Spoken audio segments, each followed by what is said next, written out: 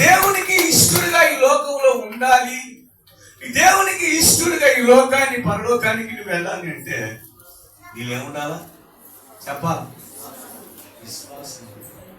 విశ్వాసము లేకుండా దేవునికి ఇష్టడై ఉండుట అసాధ్యము. అంటే విశ్వాసం ఉంటేనే నీలో కార్యమును చూడగలుగుతారు. నమ్మకం అనేది ఉండాలి. ఆమేన్.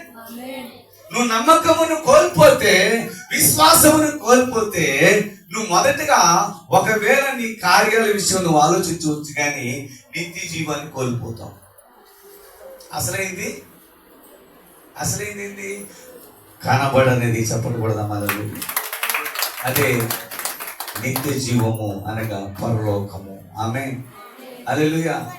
అంటే నిత్య జీవములోనికి అనగా పరలోకమును ప్రభు అయిన రక్షకుడైన యేసు ప్రభు అనుగ్రహించు. ఆ నిత్య జీవములోనికి ప్రవేశించాలంటే మొట్టమొదటిగా మనం చేయాల్సింది మన విశ్వాసాన్ని మనము కష్టాలు